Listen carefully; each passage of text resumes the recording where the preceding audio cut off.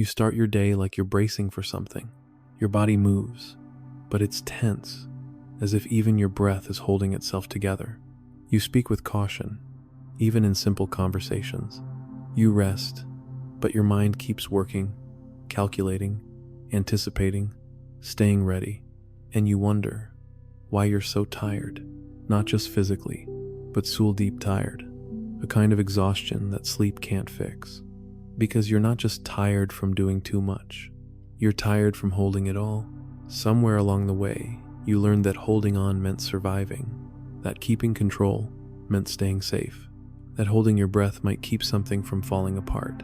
And so you held your words, your feelings, your body, your expectations, until you forgot what it felt like to simply be. No one ever told you how to let go. They praised your strength. They admired your stability. But no one asked what it cost you to be the one who always had it together. No one taught you how to loosen your grip without losing yourself. So now, even in moments that are calm, you feel pressure, as if peace is fragile, as if joy might disappear if you stop paying attention. And maybe you've been living like this for so long, you don't even question it anymore. But here's the quiet truth.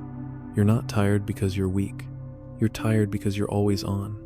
You've been performing stability in a world that never gave you permission to fall apart. But falling apart isn't failure. It's human. Let's pause here. Not to fix anything. Not to force a lesson.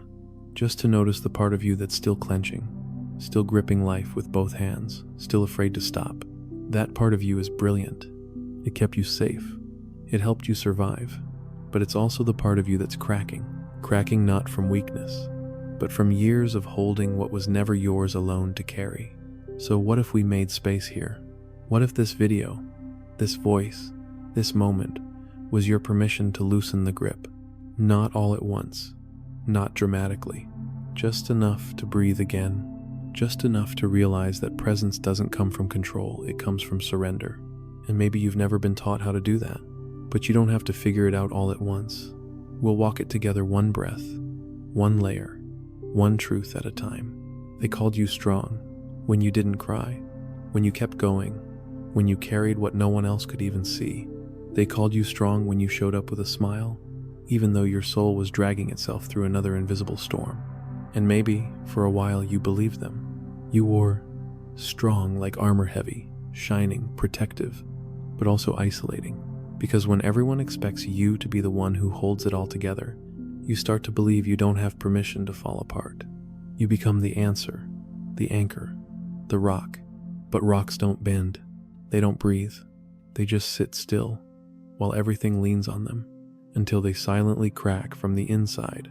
That's the kind of strength no one talks about. The quiet breaking, the moments alone in your car or your room where the mask slips and the pressure leaks out in whispers, in sighs too deep for words, in stares too long to fake. No one told you that being strong could become a prison, that people would lean on you and never ask how you're doing, that being dependable can sometimes mean becoming invisible, that being the one who never complains can also mean being the one who's never truly known. You weren't born this way.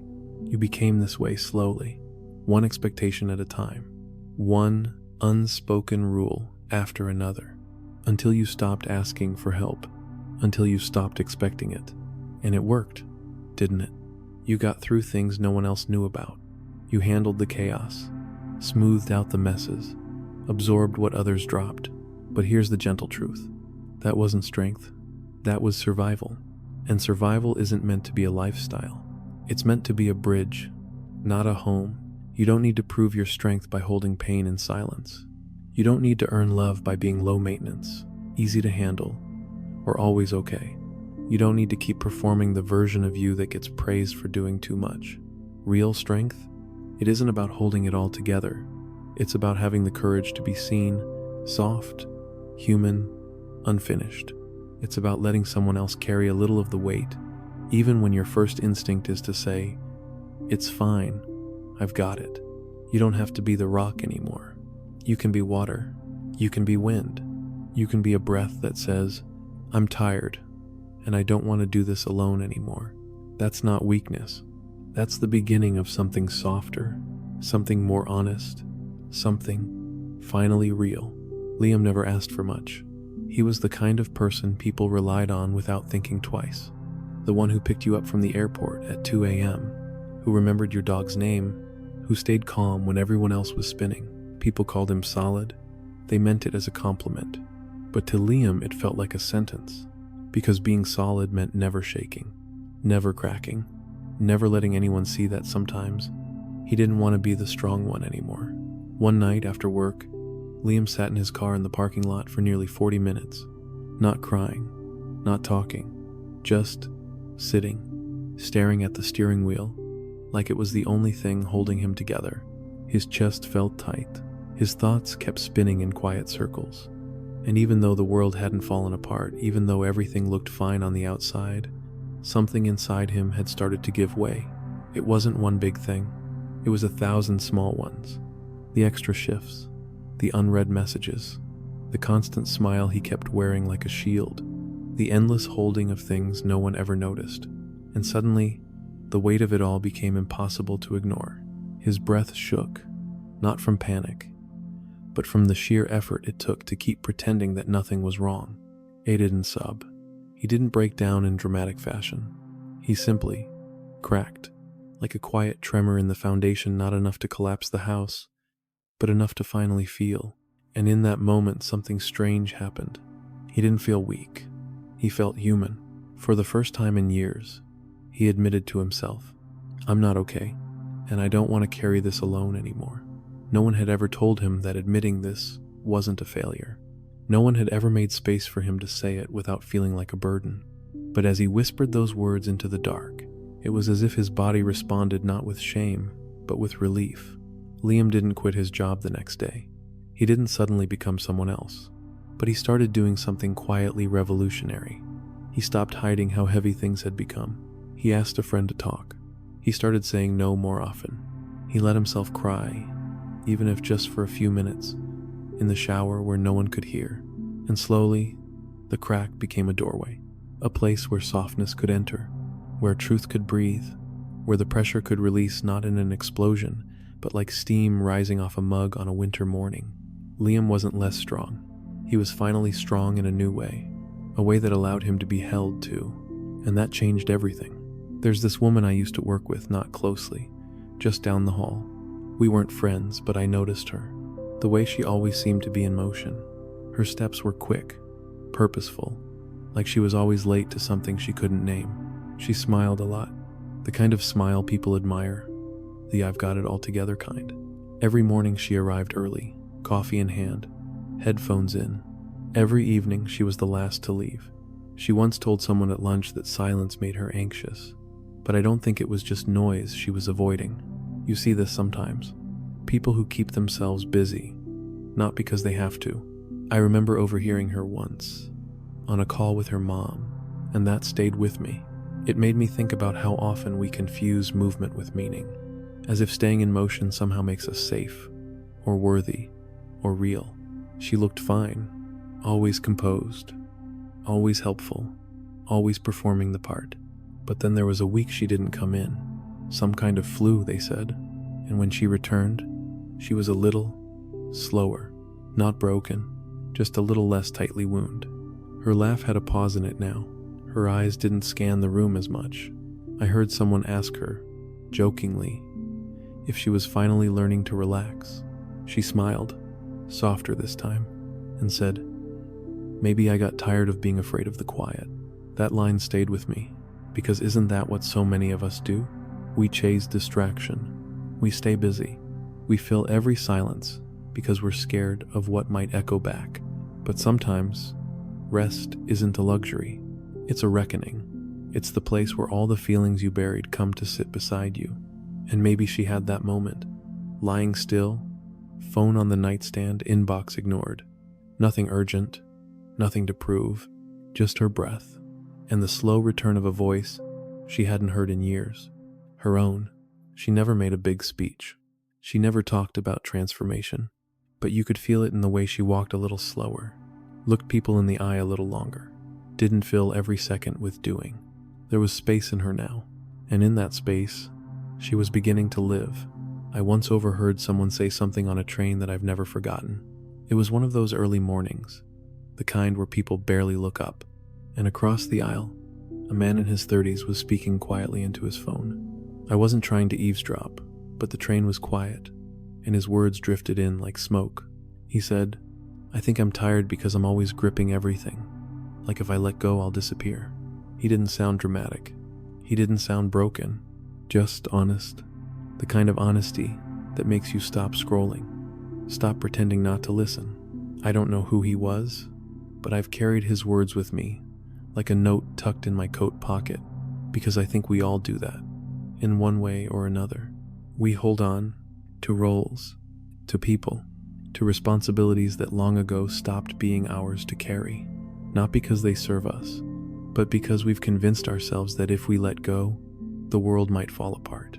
The irony is, it's not the world that breaks. It's us. There's a woman I see sometimes at a small cafe I visit. She's always answering emails while eating. Her fingers don't stop moving, even when she's chewing. She has the look of someone holding it all together with invisible thread. And I wonder who taught her that stillness wasn't safe. Who taught any of us that letting go meant losing control, when sometimes it's the only way to find clarity? Letting go isn't about becoming careless. It's not dropping everything and walking away. It's not reckless. It's holy. It's the quiet choice to release the death grip we have on life, en perfection, on being seen a certain way. And I get it, loosening your grip can feel terrifying, like standing on one foot in the dark. But the longer you hold, the more the tension becomes your identity. And here's the truth no one tells you. You are not your tension. You are not your constant alertness. You are not your ability to manage everything. You are something deeper. And that version of you, the one beneath the grip, deserves to breathe.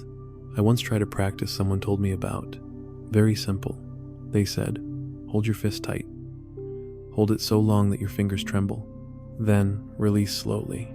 Notice how the blood returns. That's what letting go feels like. It doesn't come with trumpets or a sense of victory.